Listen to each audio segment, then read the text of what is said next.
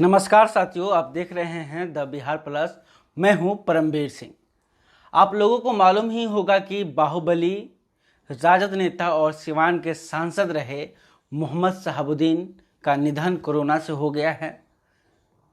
शहाबुद्दीन के निधन के बाद उनके पुराने दिनों को लोग याद कर रहे हैं, उनके किए गए कारनामों को लोग याद कर रहे हैं और उनके दिनों को याद करते हुए काफ़ी लोग कुछ कहानियाँ सुना रहे हैं। इसी कड़ी में मैं भी एक उनका कारनामा बताऊंगा। ये कारनामा उनके द्वारा सबसे पहली बार किया गया था। इसी कारनामे की वजह से शहाबुद्दीन का जो नाम है वो चर्चा में आया और लोग धीरे धीरे मोहम्मद शहाबुद्दीन को जानना शुरू कर दिए। तो चलते हैं जमशेदपुर। फरवरी 1989 में, उस वक्त जमशेदपुर बिहार का ही हिस्सा था। जमशेदपुर को बिहार का दिल कहा जाता था। जमशेदपुर सबसे धनी शहरों में से एक था और जब तक झारखंड नहीं बना था उससे पहले जितने भी उद्योग थे, जैसे टाटा का और बहुत सारी कंपनियां जमशेदपुर में थी और सबसे पॉश शहर माना जाता था बिहार का। 1989 में जमशेदपुर के जुगलसाई में नौजवान मोहम्मद शहाबुद्दीन भी थे। इसी दौरान वहाँ 2 फरवरी को एक घटना घट जाती है। एक ऐसा घटना घटती है जिससे पूरा बिहार दहल उठता है। दरअसल 2 फरवरी को युवा कांग्रेस के जिला अध्यक्ष प्रदीप मिश्रा, रेलवे ठेकेदार आनंद राव और जनार्दन चौबे की हत्या हो जाती है, जिसमें नाम आता है बिहार के सिवान के रहने वाले मोहम्मद शहाबुद्दीन का। जैसे ही शहाबुद्दीन का नाम आता है, यह नाम सबके जबान पे एक चर्चा का विषय बन जाता है।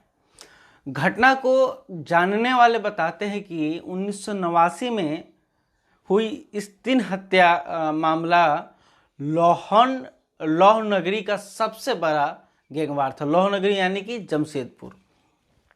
हत्या में कार्बाइन का प्रयोग किया गया था, जो पहली बार बिहार में कार्बाइन का इस्तेमाल करके किसी बड़े नेता और बिजनेसमैन की हत्या की गई थी, जिससे पूरा जमशेदपुर दहल गया था। हत्या जमशेदपुर के आपराधिक गिरोह के बीच वर्चस्व को लेकर किया गया था। आपस में गैंगवार था। ये गैंगवार के ही वजह से 2 गैंगों के ये भिड़ंत हुआ था, जिसमें नेता समेत कारोबारी मारे गए। मुख्य सड़क पर अपराधियों ने फिल्मी अंदाज में कार्बाइन का मुंह खोल दिया। दिन दहाड़े प्रदीप मिश्रा की हत्या हो गई। प्रदीप मिश्रा जिले के उभरते हुए नेता थे।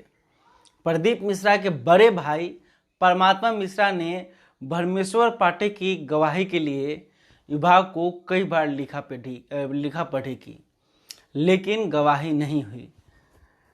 आपको बता दें कि जो भरमेश्वर पाठक हैं वो इस हत्याकांड के गवाह थे।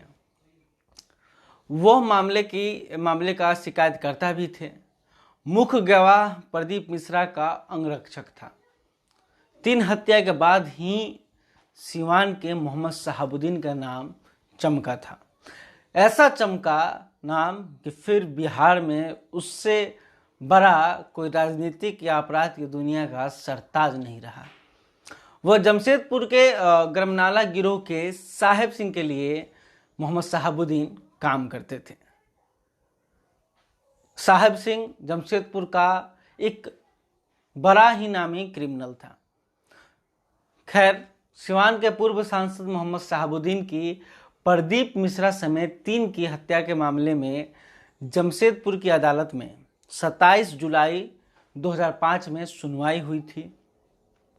इसके बाद पेशी के लिए जमशेदपुर अदालत की ओर से बिहार सरकार के गृह विभाग, जेल आईजी, सिवान जेल के अधिकारियों को लगातार पत्र लिखा गया, लेकिन शहाबुद्दीन की पेशी नहीं हो सकी। इसके पीछे का वजह आपको मालूम ही होगा कि शहाबुद्दीन उस वक्त तक एक सांसद, एक नेता और एक राजद के बड़े नेता, बिहार के जाने माने नेता बन चुके थे। बिहार ही नहीं बल्कि पूरे देश के। काफ़ी लिखा पढ़ी के बाद बिहार सरकार ने 10 नवंबर 2005 को पत्र लिखकर बताया कि 6 माह के लिए शहाबुद्दीन को बाहर नहीं भेजा जा सकता है। यानी कि 2005 में उस वक्त मोहम्मद शहाबुद्दीन जेल में थे। जेल से 6 माह तक के लिए कहीं भी उनको बाहर नहीं भेजा जा सकता है। यह सफाई बिहार सरकार की तरफ से दी गई। पेशी नहीं होने के कारण मामला लंबित होता चला गया। घटना के 28 साल बाद 3 अप्रैल 2017 को जमशेदपुर अदालत में मोहम्मद शहाबुद्दीन को पेशी वीडियो कॉन्फ्रेंसिंग के जरिए हुई। 313 का बयान भी इसी के माध्यम से अदालत में दर्ज किया गया था, जिसमें खुद को मोहम्मद शहाबुद्दीन ने निर्दोष बताया था। मामले में मोहम्मद शहाबुद्दीन के अलावा अरविंद मोगतिया, मोहम्मद नौशाद, तरुण कुमार, नांटू दास, बिजलाल साव, परमात्मा मिश्रा, सुरेंद्र राय, शिव शंकर, अख्तर हुसैन समेत अन्य लोग भी शामिल थे। हालांकि इस केस में गवाह नहीं मिलने की वजह से मोहम्मद शहाबुद्दीन के साथ साथ इन सभी को अदालत ने बरी कर दिया। मुख्य जो गवाह था वो पुलिसकर्मी था, अंगरक्षक था। उनका नाम बरमेश्वर पाठक था, जिसे पुलिस गवाही के लिए कभी खोज ही नहीं पाई कि आखिर बरमेश्वर पाठक कहाँ चले गए, कि उनका कोई अता पता ही नहीं चला। उनका क्या हुआ, ना ही उनके कोई मौत की खबर आई, ना ही उनका कोई केस फाइल हुआ। तो वो उनको पुलिस खोज ही नहीं पाई। गवाही नहीं होने का फ़ायदा मोहम्मद शहाबुद्दीन को मिला और 28 साल के बाद अदालत ने शहाबुद्दीन को बरी कर दिया।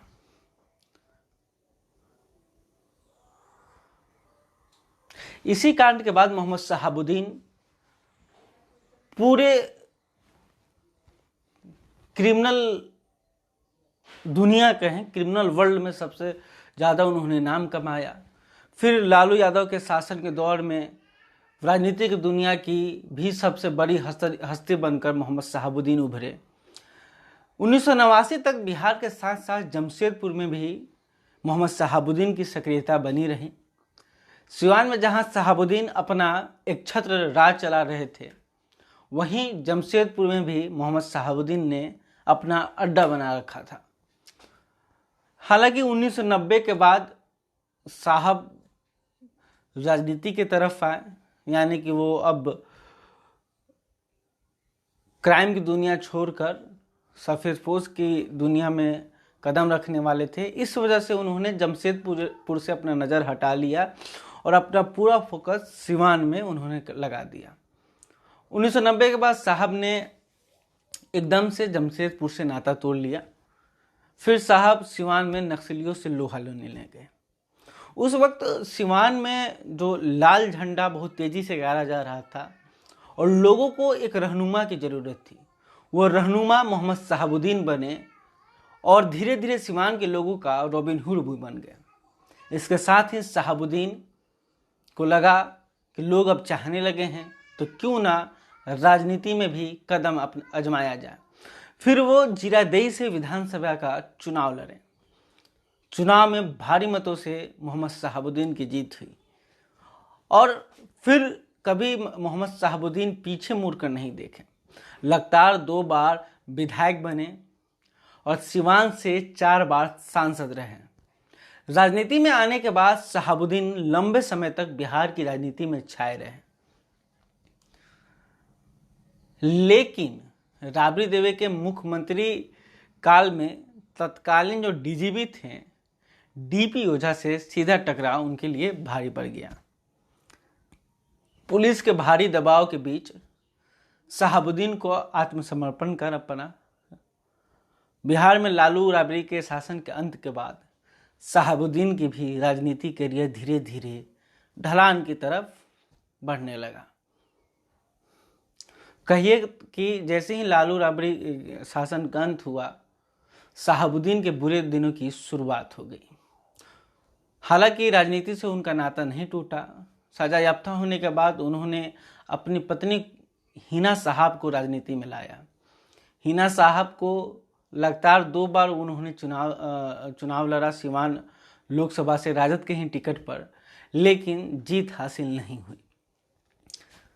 अंततः आज देखिए, जेल के जीवन के दौरान ही मोहम्मद शहाबुद्दीन के जीवन का भी अंत हो। बहरहाल अगर आपको यह वीडियो अच्छा लगा हो तो इस वीडियो को लाइक करें, हमारे चैनल को सब्सक्राइब करें, और अभी तक आपने हमारे चैनल को सब्सक्राइब नहीं किया तो तुरंत कर लें। धन्यवाद।